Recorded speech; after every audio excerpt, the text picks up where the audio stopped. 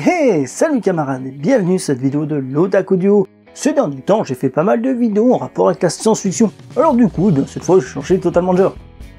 Puisque je présente un anime mélangeant drame, musique et romance, et que certains qualifient de meilleur anime de l'automne 2014. On suit Alima Kusei, ancien pianiste prodige qui a abandonné le piano après la mort de sa mère il y a 3 ans. Elle est également celle qui lui a appris à jouer, de façon excessivement stricte. Alors qu'il souffre d'un grave trouble psychologique qui l'empêche d'entendre le son du piano quand il joue, il fait la rencontre de l'extravagante violoniste Kaori, qui le replonge dans le monde de la musique classique.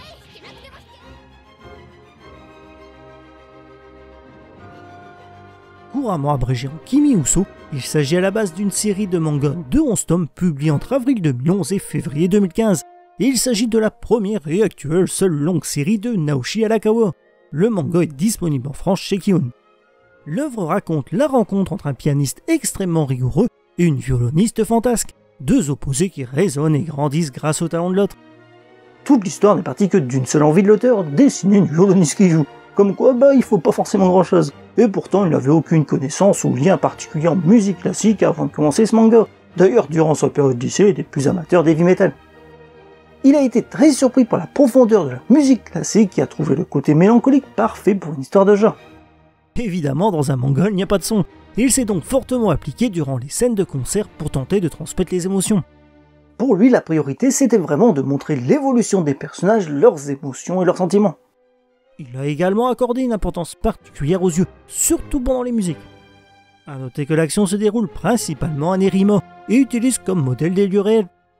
Le nombre cumulé d'exemplaires rien qu'au Japon dépasse les 5 millions. Il a eu le droit à une adaptation en anime durant l'automne 2014 ainsi qu'un film live en 2016.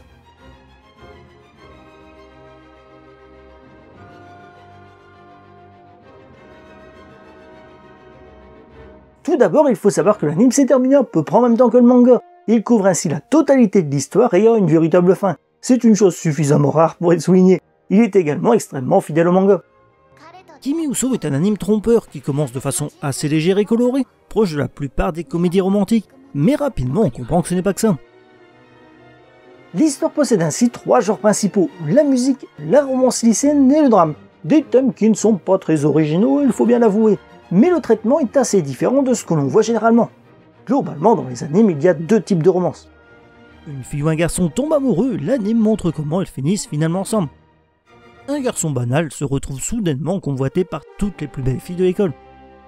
Mais ici, il n'y a rien de tout ça, car bien qu'Alima est rapidement clairement amoureux de Kaori, cette dernière est en couple avec son meilleur ami, l'appelant Amiya ou encore le remplaçant. L'anime veut surtout nous montrer l'évolution du calme et renfermé Alima au contact de l'insouciante Kaori. Car Your ce n'est pas uniquement l'histoire d'un premier amour, d'ailleurs ce n'est pas vraiment le sujet principal de la série, mais parle surtout de la maltraitance infantile et de la maladie. Des sujets très durs et sérieux qui ont un impact sur le long terme, bouleversant des vies et gâchant les meilleurs moments. Certains reprochent d'ailleurs à l'anime d'être trop mélodramatique. Pourtant, malgré ces nombreux moments tristes, finalement ce n'est pas l'anime déprimant. C'est un encouragement pour avancer malgré les terribles difficultés de la vie.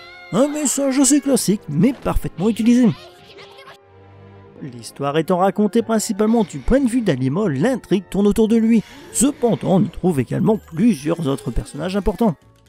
Globalement, il s'agit de personnages assez classiques, allant de l'ami d'enfance aux rivaux déterminés en passant par le meilleur ami dragueur.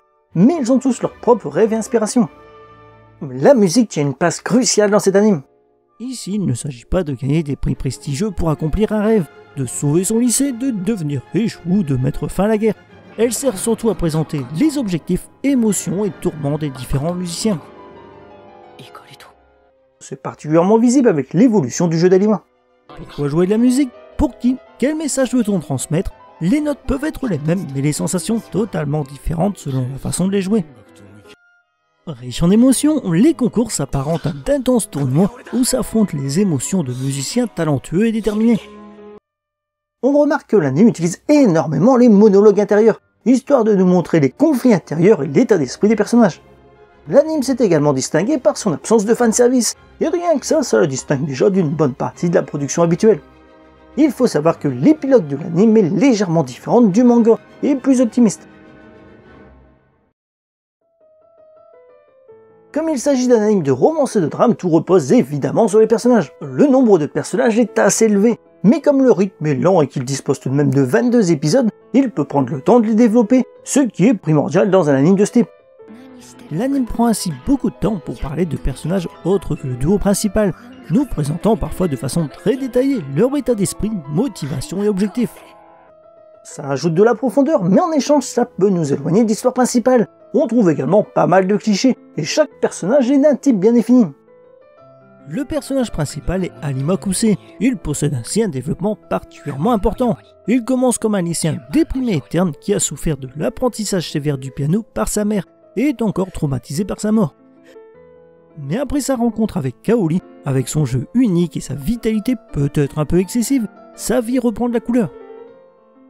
Kaori est l'héroïne principale, certains diront même que c'est le véritable personnage principal. Elle déborde d'énergie et de joie de vivre, ça se ressent dès la première scène où elle apparaît. C'est une fille en harmonie avec sa musique et dansante de bonheur. Mais en même temps, elle a un caractère un peu trop excessif et énergique, qui ne manque pas de bousculer le calme et discret Alima. Alima la décrit d'ailleurs de façon très juste. Elle est violente, a une horrible personnalité, fait mauvaise impression, mais elle est magnifique.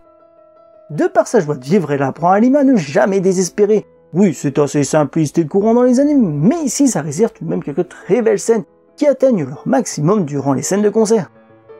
Kaori est un personnage tellement lumineux qu'elle éclipse quasiment totalement l'autre personnage féminin important. Ce n'est pas qu'elle soit totalement inintéressante, mais son traitement est beaucoup plus classique et du coup moins passionnant.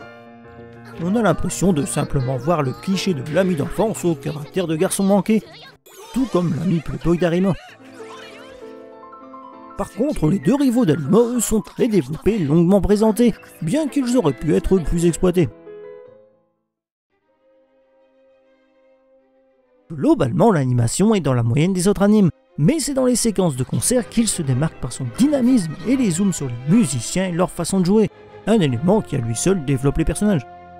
Et tout comme pour le manga, l'anime accorde une grande importance aux yeux et au regard, même si le public a tendance à avoir des expressions très excessives. Pour les musiciens, ça passe beaucoup mieux. L'animation des scènes de musique sont d'autant plus réussites que synchroniser l'animation et la musique n'est pas un exercice évident. Mais c'est ici parfaitement réussi, malgré le fait que l'équipe de production n'était globalement pas très expérimentée.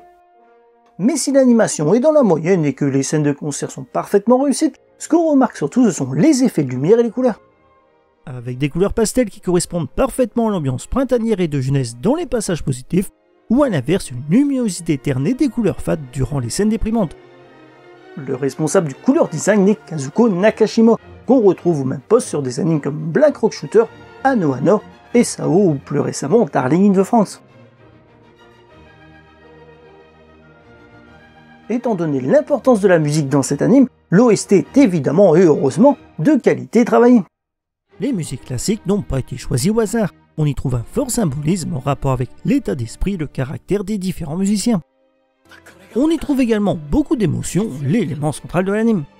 On doit l'univers musical de l'anime à Masaru Yokoyama, que l'on connaît plus pour les musiques d'animes d'action comme Freezing, Gundam Iron ou encore Queen's Blade, mais qui a parfaitement réussi à saisir l'ambiance de l'œuvre.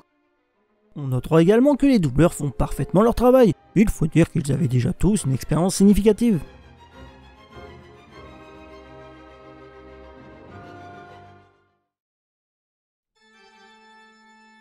Malgré toutes ces qualités, l'anime souffre de plusieurs défauts gênants. Premièrement, le côté dramatique semble parfois forcé, avec peut-être trop d'intrigues secondaires. On y trouve finalement beaucoup de personnages secondaires pas toujours super utiles, leur développement nous éloignant parfois de l'intrigue principale.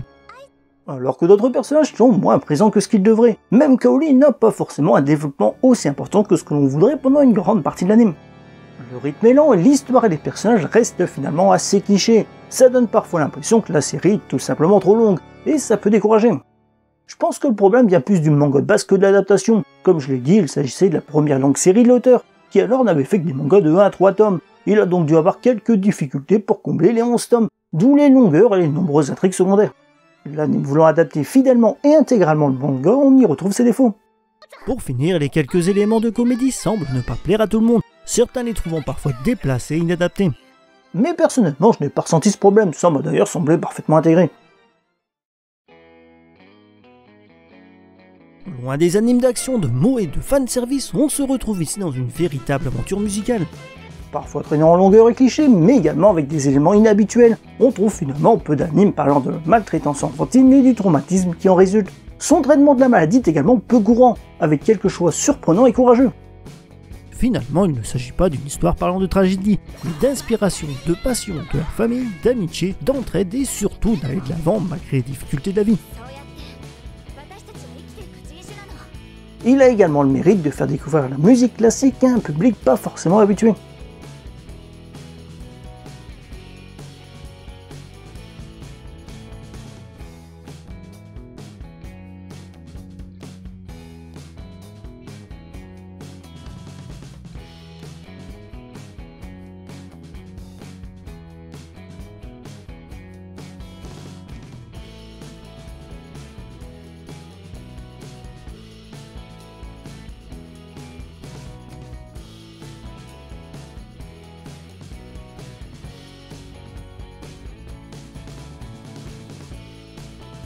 Voilà, c'est la fin de cette vidéo, merci de l'avoir regardé. Si tu as des questions ou des remarques, les commentaires sont là pour ça.